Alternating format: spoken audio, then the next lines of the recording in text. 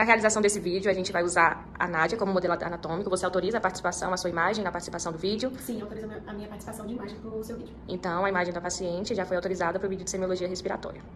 Olá, meu nome é Larissa, eu sou aluna do curso de Bacimed, do ICESP, e hoje nesse vídeo eu vou estar apresentando a semiologia respiratória. Primeiramente, o que é a semiologia respiratória? Ela é uma semiologia que a gente vai focar na área da caixa torácica e na função respiratória. Ela, em conjunto com a semiologia abdominal e das extremidades e crânio, ela vai entrar na nossa semiologia geral, e ela é de suma importância para a gente conseguir chegar no diagnóstico correto e preciso do nosso paciente. Primeiramente, na semiologia respiratória, nós também vamos dividir ela em inspeção, palpação, percussão e ausculta, sendo que na nossa inspeção, a gente vai subdividir em inspeção estática e inspeção dinâmica. Antes de dar início à nossa inspeção, é importante nós vermos as nossas regiões e linhas aqui da nossa caixa torácica, tá bom? No paciente, a gente vai dividir aqui com a linha médio-external. Nós vamos ter aqui, paralela à médio-external, a gente vai ter a linha external lateral. E aí nós vamos ter a linha hemiclavicular. E entre a linha hemiclavicular e a linha external lateral, nós vamos ter a nossa linha paraexternal. Aqui na nossa região, aqui da axila, nós vamos ter a linha axilar média, a linha axilar anterior e a linha axilar posterior. Em regiões, na nossa região anterior, no nosso lado anterior, nós vamos dividir em região infraclavicular, região mamária, região inframamária e região external. E aqui nós vamos dividir na região axilar, tá bom? Na parte posterior, nós vamos ter aqui a linha vertebral, a nossa linha escapular, e essas são as nossas principais linhas aqui. Agora, dividido em áreas, nós vamos ter as nossas áreas aqui. A nossa área interescapular aqui no meio, a nossa área supraescapular e a nossa área infraescapular.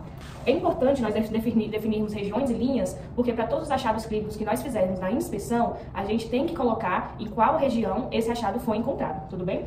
Primeiramente, na nossa região estática, nós vamos buscar simetria, nós vamos procurar olhar a simetria da mama do nosso paciente, nós vamos olhar também se a gente tem alguma deformidade óssea que a gente consegue ver aqui que seja aparente, vamos olhar cicatrizes, se há presença de cianose central, vamos olhar também a questão de tatuagens, se tem algum nódulo aparente, se tem algum cisto aparente também, e também vamos olhar os tipos de tórax.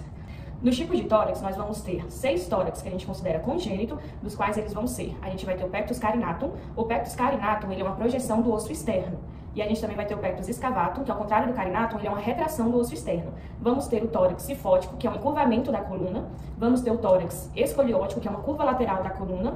E a gente vai ter também o tórax sifoescoliótico, que além de apresentar um encurvamento, ele também vai apresentar essa curva lateral. E também temos o tórax chato, que esse tórax ele vai ser uma diminuição do diâmetro anteroposterior da caixa torácica. A gente tem também 3 tórax considerados patológicos. Dentre eles, a gente vai ter o tórax em tonel, ou em barril, que seria o aumento do diâmetro da caixa torácica, também conhecido como tórax enfisematoso. A gente vai ter o tórax em sino, que é o aumento do diâmetro apenas da base da caixa torácica. Ele vai se apresentar em pacientes com ascite. E a gente também vai ter o tórax... Qual é o último tórax? E também vamos ter o tórax instável, que é um tórax onde a gente tem fraturas da costela que vão, aparentemente, mostrar a deformação do tórax, mesmo na inspeção estática, a gente já consegue ver essa alteração.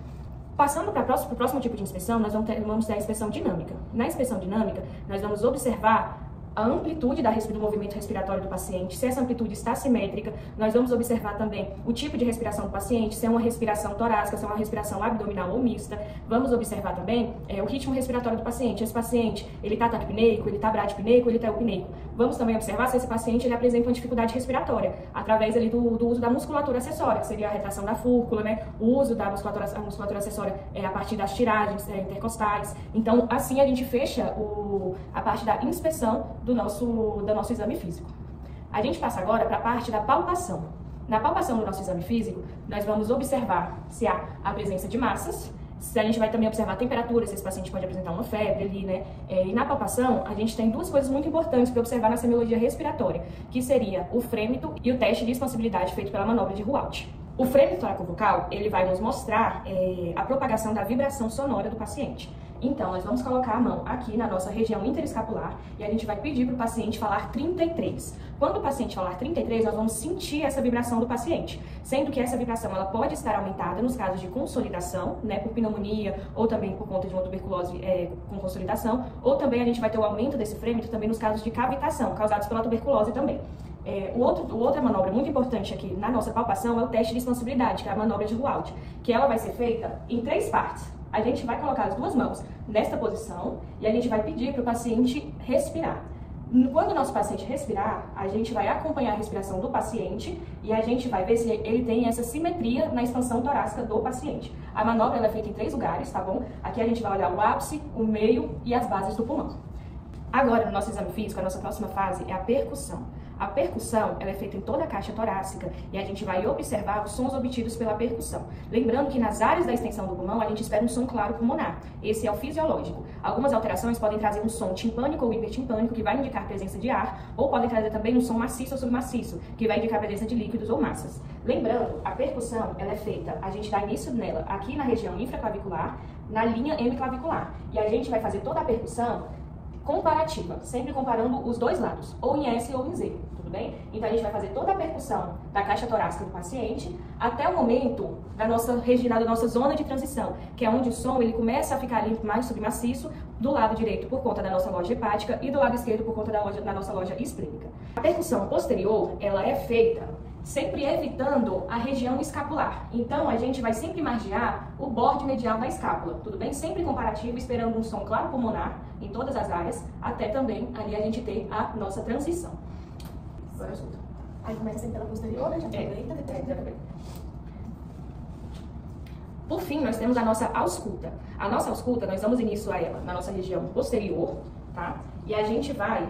Sempre na ausculta é necessário pelo menos que a gente analise, que a gente ausculte pelo menos um movimento de inspiração e um movimento de expiração. Esse é o nosso mínimo. Caso vocês queiram ficar mais tempo ali em dúvida de alguma coisa que vocês estão auscultando, tudo bem, mas o mínimo ele deve ser respeitado. A nossa região da ausculta, nós vamos dar início aqui no ápice do pulmão. E assim como na percussão, a gente sempre vai evitar a nossa região escapular. Então a gente vai sempre fazendo um movimento margeando ali o borde medial da nossa escápula. Lembrando que a ausculta, ela deve ser comparativa também, sempre comparativa, ou em movimentos de S ou em Z. Você vai pedir para o paciente inspirar e expirar e você vai auscultar os sons que você vai ter ali daquele pulmão. Pode respirar. Respira. Respira. Respira. Respira. Então, você vai margeando até chegar aqui embaixo, na altura das flutuantes, você vai margeando e sempre comparando até chegar na nossa linha média, na nossa linha axilar média. Então, quando você chegar na linha axilar média, você deu fim ali à ausculta da região posterior. Então, nós vamos prosseguir para a ausculta da região anterior. Na ausculta anterior, nós vamos dar início aqui na região infraclavicular, como se fosse aqui a confluência da clavícula com a cabeça do úmero. Pedir para o paciente respirar, comparar, sempre comparativa, respira. E por fim, nós vamos escutar a região axilar anterior do paciente.